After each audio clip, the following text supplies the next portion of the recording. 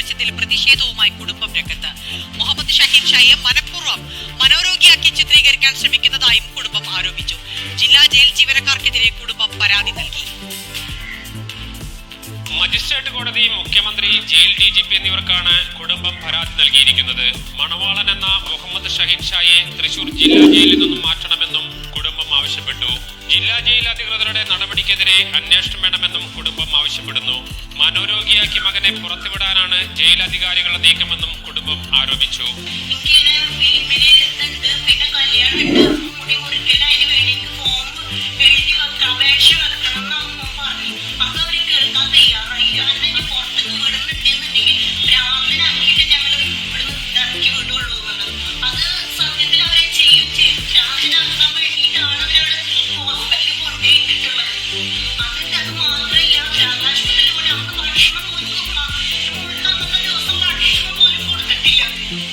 YouTuber മണവാളൻ കഴിഞ്ഞ ദിവസം police arrest ചെയ്ത് ജയിലടക്കുകയുണ്ടായി. 2 വിദ്യാർത്ഥികളെ കാറിടിച്ച് കൊലപ്പെടുത്താൻ ശ്രമിച്ചു എന്നതായിരുന്നു ഇദ്ദേഹത്തിന്റെ പേരിലുള്ള കുറ്റം. അദ്ദേഹത്തിന്റെ കൂടെയുള്ള 2 സുഹൃത്തുക്കളുണ്ട്. ഈ 2 സുഹൃത്തുക്കൾ ഇതിനു മുമ്പ് ജയിൽ ശിക്ഷ അനുഭവിച്ചു ഇറങ്ങിയതാണ്. ഇപ്പോൾ അദ്ദേഹം 50 ദിവസത്തെ ഒളിവ് ജീവിതത്തിനിടയിലാണ് പോലീസ് പിടികൂടി ജയിലിലേക്ക് അടക്കുന്നത്. ജയിലടച്ച് ഉടൻ തന്നെ അദ്ദേഹത്തിന്റെ മുടി, അദ്ദേഹത്തിന്റെ ഹെയർ സ്റ്റൈലൊക്കെ മുറിച്ച് മാറ്റി. അതിനെ തുടർന്ന് അദ്ദേഹം മാനസിക അസ്വസ്ഥത പ്രകടിപ്പിച്ചതിനെ തുടർന്നാണ് തൃശ്ശൂരിലെ ഒരു ഹോസ്പിറ്റലിലേക്ക് മാറ്റിയതായിട്ടുള്ള വാർത്ത നമ്മൾ കേൾക്കുന്നത്.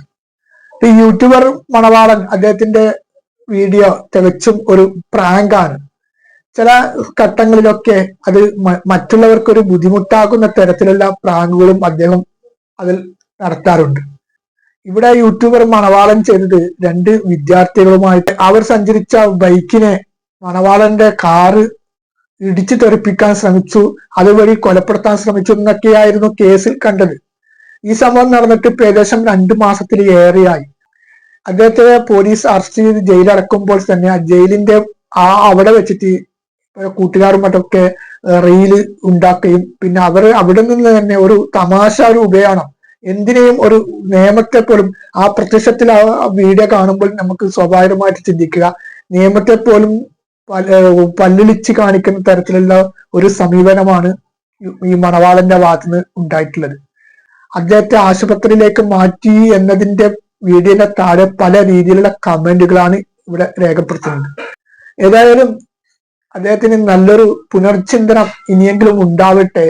മറ്റുള്ളവരുടെ സ്വകാര്യതയെ മാനിച്ചുകൊണ്ട്, ഇപ്പൊ യൂട്യൂബർ എന്ന് പറയുമ്പോൾ യൂട്യൂബിൽ വീഡിയോകൾ ചെയ്യാന്ന് പറയുമ്പോൾ അത് ഓരോ ഇതിനനുസരിച്ചുള്ള ഇതാണ്. ചിലവർ റിയാക്ഷൻ വീഡിയോ ചെയ്യും, ചിലവർ പാട്ട് പാടും, ചിലവർ പ്രാങ്ക് ചെയ്യും. അങ്ങനെയുള്ള കാര്യങ്ങളൊക്കെ ഉണ്ടെങ്കിൽ തന്നെ ഈ മണവാളിന് കുറച്ചെങ്കിലും ഒരു ഇതുണ്ട്. പ്രത്യക്ഷത്തിൽ ഞാൻ അദ്ദേഹത്തെ പേഴ്സണലായിട്ട് കുറ്റപ്പെടുത്തുകയല്ല ചെയ്യുന്നത്, പക്ഷെ അദ്ദേഹത്തിന്റെ വീഡിയോയിൽ പലതും ആ രീതിയിലുള്ള ഒരു ഇതാണ്. അതേതായാലും അദ്ദേഹത്തിന് ഒരു പുനർചിന്തനം ഉണ്ടാവട്ടെ. അദ്ദേഹം ചെയ്ത ഈ തെറ്റ് നിയമത്തിന് അനുസൃതമായി ശിക്ഷ അനുഭവിക്കേണ്ടത് തന്നെയാണ്. ഇനി ഇപ്പൊ ശിക്ഷയൊക്കെ അനുഭവിച്ച് പുറത്തിറങ്ങി കഴിഞ്ഞാൽ അദ്ദേഹത്തിന് നല്ലൊരു ചിന്തനം സർവശക്തി കൊടുക്കട്ടെ എന്ന് ഈ അവസരത്തിൽ ആത്മാർത്ഥമായിട്ട് പ്രാർത്ഥിക്കുന്നു.